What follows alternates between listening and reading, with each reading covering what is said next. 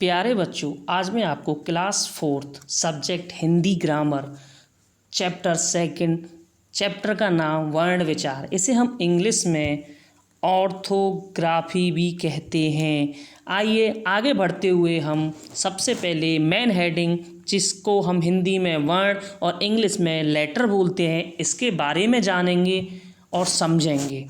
भाषा में अनेक ध्वनियाँ होती हैं। इन ध्वनियों के अर्थ होते हैं। व्याकरण में ध्वनि से तात्पर्य वर्ण से होता है। भाषा की प्रत्येक ध्वनि के लिए चिन्ह निर्धारित होते हैं। इन ध्वनि चिन्हों को वर्ण कहते हैं। आया समझ में? नेक्स्ट है हमारी बेटा, ये मेन हेडिंग है हमारी, इसे ध्यान से देखेंगे। वह छोटी से छोटी ध्वनि जिसके और टुकड़े नहीं किए जा सकते हों वर्ण कहलाती है। निम्नलिखित उदाहरणों को देखिए। पहला उदाहरण है हमारा हरियाली। इसे देखिए, हा धन अ धन रा धन ई, धन या धन आ धन ला धन ई। इन ध्वनियों को और नहीं तोड़ा जा सकता। ये ही सबसे छोटी ध्वनियाँ हैं। अतः आइए हम नंबर 2 पे चलते हैं, जिसका नाम है वर्णमाला, जिसे हम इंग्लिश में अल्फ़ाबेट्स बोलते हैं। ये छोटी सी हेडिंग है, आप अपनी कॉपी में से नोट करेंगे। वर्णों के व्यवस्थित समूह को वर्णमाला कहते हैं। आइए हम देखते हैं अब हिंदी वर्णमाला। आ छोटा बड़ा छोटी बड़ी छोटाऊ बड़ाऊ, ऋषि ऋषि छोटी है बड़ी है छोटाऊ बड़ाऊ छोटी अंग बड़ी अंग, का कबूतर खा कर को, गा गमला घाघर बिंदी वेणा, चा चमचा छा छतरी, जा जलेबी झा झंडा चूले बनिए, टा टमाटर ठा टटेरो, डा लिया ढाढ़कन, ती पड़ा कड़ा डा, ता तकली थातन, दादवा दादनूस। यहाँ तक, ये हमारे यहाँ से दादनूस तक। नानल नानल, पापतिंग फाफल, बाबकड़ी भावट्टी, मामच्छी, याती यार, रारत लालट्टू, वावन शीटी के साथ पेच रसा, सड़क के साथ हाथी का, ज्ञानी क्षेत्र ज्ञा।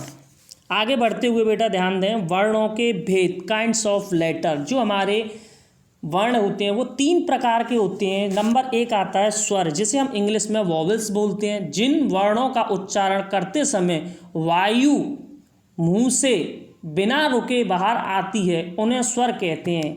ये स्वर इस प्रकार हैं बेटा, देखिए। अ बड़ा, छोटी ई बड़ी ई, छोटा ऊ बड़ाऊ, ऋषि ऋषि छोटी ए बड़ी ए, छोटा ऊ बड़ाऊ। आइए नेक्स्ट हेडिंग पे चलते हैं हम, स्वरों के भेद, काइंड्स ऑफ द वॉवेल्स। स्वरों के भेद 3 होते हैं, ध्यान रखिएगा। स्वरों के भेद 3 होते हैं। नंबर 1 ह्रस्व स्वर, शॉर्ट वॉवेल्स, इन्हें हम इंग्लिश में शॉर्ट वॉवेल्स बोलते हैं। ऐसे स्वर जिनका उच्चारण सबसे कम समय में किया जाता है ह्रस्व स्वर कहलाते हैं। ह्रस्व स्वर 4 होते हैं बेटा, ध्यान रखना। छोटा आ बड़ी, छोटा आ छोटी ई, ऊ और ऋषि, ये हमारे 4 स्वर होते हैं।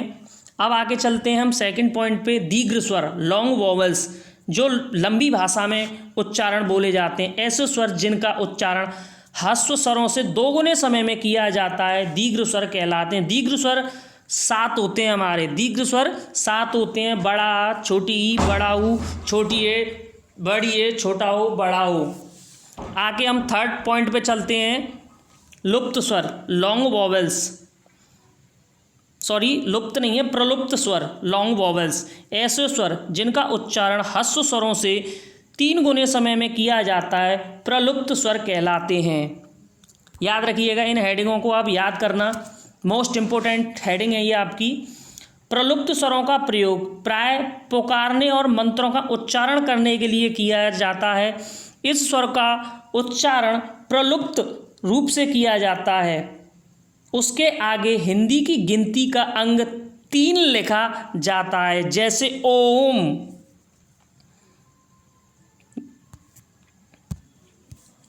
आगे बढ़ते हुए हम आगे ध्यान देंगे। आगे बढ़ते हुए ये हमारी नेक्स्ट हेडिंग है, स्वरों की मात्राएं, सिंग ऑफ द वॉवेल्स। स्वरों के अव्यवस्थित समूह को मात्रा कहते हैं। अ के अतिरिक्त सभी स्वरों का एक चिन्ह, निश्चित चिन्ह होता है। स्वर चिन्हों को मात्रा कहते हैं। इनका प्रयोग व्यंजनों का उच्चारण करने के लिए किया जाता है। आइए देखते हैं स्वरों के लिए व्यंजनों का उच्चारण नहीं होता। स्वर की उनकी मात्राएं हैं। आ का डंडा, छोटी की मात्रा, बड़ी की मात्रा, छोटा ऊ की मात्रा, बड़ा ऊ की, ऋषि ऋषि, छोटी ए की, बड़ी ए की, ओ की, बड़े ओ की। अ की नेक्स्ट हेडिंग है हमारी अ। आ का मात्रा चिन्ह नहीं होता, इसे व्यंजन के साथ मिला दिया जाता है। जैसे क धन अ तो ये क हो जाएगा, म धन अ तो ये माँ हो जाएगा, ल धन अ तो ये हो जाएगा ल। तो इजिकल टू मतलब इसके हम बराबर लिखेंगे तो ये हमारा कमल हो जाएगा। नेक्स्ट हेडिंग हमारी होती है सेकंड पॉइंट व्यंजन, जिसे हम इंग्लिश में कॉन्स्टोनेंट बोलते हैं। जिन वर्णों का उच्चारण करते समय वायु मुंह में रुककर बाहर आती है उन्हें व्यंजन कहते हैं। ये स्वर या व्यंजन इस प्रकार हैं। देखिए, का कबूतर, खा खरगोश, गा गमला, घा घड़ी, बिंदी एड़ा, चा चमचा, छा छतरी, जा जलेबी, झा डंडा, चूले बनिया, टा टमाटर, ठा टटेरो, डालिया, डारकन, तीपड़ा, ता तगली, थातन, दादवा, दादनुष, नानल, पा पतिंग, फाफल, बावकड़ी, भावट्टी, माँ मच्छी, आयक, ग्रारत, लालट्टू, बावन, सीटी सा, पेच, रसा, सड़क कसा, हाथी का, क्षेत्र ज्ञा। व्यंजनों के भेद, काइंड्स ऑफ द कॉन्स्टोनेंट्स।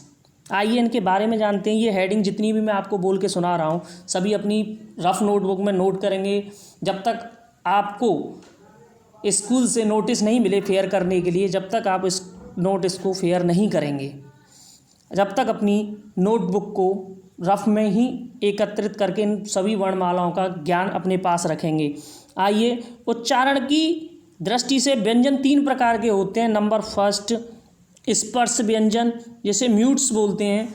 ऐसे व्यंजन जिनका उच्चारण करते समय वायु मुंह के भीतर किसी न किसी भाग को स्पर्श करके बाहर आती है, स्पर्श व्यंजन कहलाते हैं। ये व्यंजन इस प्रकार हैं। देखिए, कवर्ण, चवर्ण, टवर्ण, तवर्ण, पवर्ग, क ख ग घ ण, च छ ज झ अ, टा ठ ण ड ण ण ण, त थ द ध न, प फ ब म भ। ये हमारे 4 प्रकार के वर्ण हैं। इनको आप एक बार नोट्स करके एक बार अवश्य पढ़िएगा यहाँ तक, और आपको याद भी करने हैं और समझने भी हैं। नेक्स्ट हमारा पॉइंट है अंतस्वत्व व्यंजन, सेमी वॉवेल्स। ऐसे व्यंजन जिनका उच्चारण स्वर और व्यंजन के बीच होता है उन्हें अंतस्वत्व व्यंजन कहते हैं। अंतस्वत्व व्यंजन हैं इस प्रकार हैं य, र, ल, ब। नंबर 3 पॉइंट हमारा आता है ऊष्म व्यंजन, सेबिलेंट्स, जिसे हम इंग्लिश में बोलते हैं। ऐसे व्यंजन जिनका उच्चारण करते समय वायु मुंह में टकराकर ऊष्मा, गर्मी उत्पन्न करती है उन्हें ऊष्म व्यंजन कहते हैं। ऊष्म व्यंजन इस प्रकार हैं। देखिए, श, श, स, ह। आइए, अयोग वाह, आफ्टर साउंड, जैसे हम अगली हेडिंग आगे बढ़ेंगे, आफ्टर साउंड। ऐसे वर्ण जो ना तो स्वर हैं और ना ही व्यंजन, उन्हें अयोग्य वाह कहते हैं। अयोग्य वाह का अर्थ होता है योग ना होने पर भी साथ रहने वाला। आइए, नेक्स्ट हेडिंग है हमारी अयोग वाह के भेद, kinds of after sounds. Number 1, अनुस्वार नेसन। अनुस्वार का उच्चारण करते समय वायु नाक से निकलती है, इसे स्वर और व्यंजन के ऊपर बिंदु के रूप में लगाया जाता है, जैसे चंचल, चंदन, कंकड़, पतंग आदि। आगे ध्यान दीजिएगा। नंबर 2 पॉइंट है हमारा अनुनासिक। अनुनासिक का उच्चारण करते समय वायु नाक और मुंह दोनों से निकलती है, इसका चिन्ह चंद्रबिंदी। अनुनासिक को चंद्रबिंदु भी कहते हैं। इसका प्रयोग स्वर और व्यंजन दोनों के ही रूप में किया जाता है, जैसे आँख, आंगन, चांद, गांव आदि। नंबर 3 हमारा विसर्ग, कोलन। विसर्ग का उच्चारण ह के समान किया जाता है, इसका चिन्ह हलंत है। इसका प्रयोग वर्ण के आगे किया जाता है, जैसे प्रातः, प्रायः, अतः आदि। आइए हम आगे बढ़ते हुए हलंत, जैसे इंग्लिश में भी हम हलंत बोलते हैं। जिन व्यंजनों में स्वर नहीं होते उनके नीचे एक तिरछी रेखा इस तरह से लगाई जाती है, इसे हलंत कहते हैं, जैसे विद्वान, बुद्धि, द्वारा, अहम आदि। वर्णों का, आइए नेक्स्ट हेडिंग, वर्णों का उच्चारण स्थान। मुंह के जिस भाग से वर्ण उच्चारण किया जाता है उसे वर्ण का उच्चारण स्थान कहते हैं। विभिन्न वर्णों के उच्चारण स्थान को दी गई तालिका में दर्शाया गया है।